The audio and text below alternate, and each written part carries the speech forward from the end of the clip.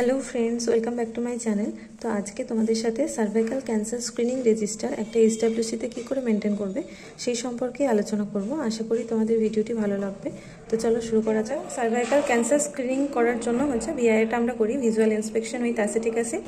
তো এই কলামগুলো আমরা মেনটেন করব। ফার্স্টে serial number, date, name of the patient and address. তো এখানে পেশেন্টের নাম, অ্যাড্রেস থাকে। প্রত্যেকটা ব্লকে হয়তো আলাদা আলাদা করে টার্গেট বেঁধে দেওয়া থাকে, ঠিক আছে।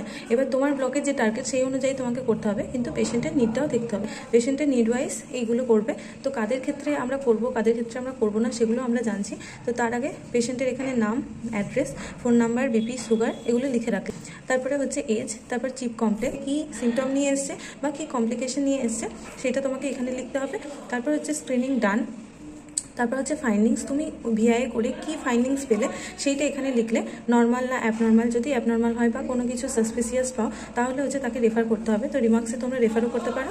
আর যদি নর্মাল হয় বা কিছু, তো এখানে তোমরা রিমার্কসে তোমাদের মতন করে যদি কোনো রিমার্কস থাকে তাহলে লিখতে পারো। আমি যেমন লিখেছি, no complication arise during the procedure. এবার জেনে নেবো যে কাদের ক্ষেত্রে আমরা ভিআইটা করবো। ইন্ডিকেশনগুলো কি, যদি মেনস্ট্রুয়াল ইরেগুলেশন থাকে বা ভ্যাজাইনাল ব্লিডিং হচ্ছে, পোস্ট মেনোপোজাল ব্লিডিং মানে মেনোপোজ হয়ে গেছে তারপরও যদি ব্লিডিং হয়, বা foul smelling from the vagina থেকে একটা ফাউল স্মেলিং আসছে, বা হোয়াইট ডিসচার্জ যদি আনইউজুয়াল হয়, ইউজুয়ালি একটা হোয়াইট ডিসচার্জ হচ্ছে কিন্তু যদি আনইউজুয়াল হয় তাহলেও আমরা এটা করতে পারি। বা মাল্টিপ্যারার ক্ষেত্রে আমরা করতে পারি। আর যদি সে কোনো ইচিং নিয়ে আসে বা কিছু, সেটার ক্ষেত্রে আমরা করতে পারি। বা ব্লিডিং ডিউরিং ইন্টারকোর্স বা আফটার ইন্টারকোর্স, যদি পেন ডিউরিং ইন্টারকোর্স হতে পারে, ঠিক আছে। সেক্সুয়াল ইন্টারকোর্সের সময় যদি পেন হয় তাদের ক্ষেত্রে আমরা ভিআই করব। আবার সেক্সুয়াল ইন্টারকোর্সের পরে যদি আমাদের কোনো ব্লিডিং হয় অ্যাবনর্মাল, তাহলে আমরা ভিআই করতে পারি, ঠিক আছে। এগুলো ইন্ডিকেশন।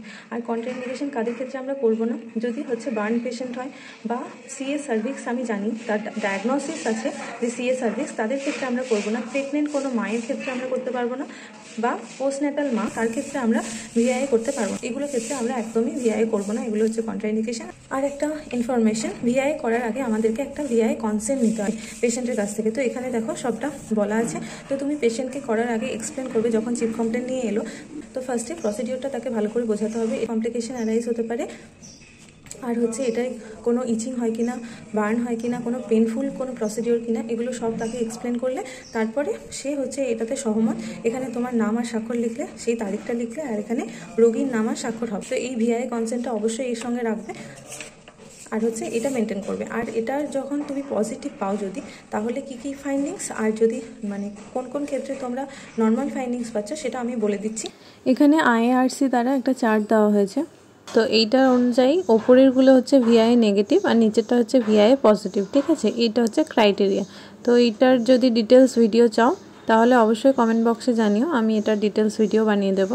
তো যদি অ্যাবনর্মাল পাও তাহলে তাকে রেফার করতে হবে হায়ার ফেসিলিটিতে। আশা করি তোমাদের ভিডিওটি ভালো লেগেছে। তো ভিডিওটি ভালো লাগলে অবশ্যই লাইক অ্যান্ড সাবস্ক্রাইব করে দিও। আর অবশ্যই কোনো কোয়েরি থাকলে কমেন্ট বক্সে জানিও। তো আজকের মতো টাটা।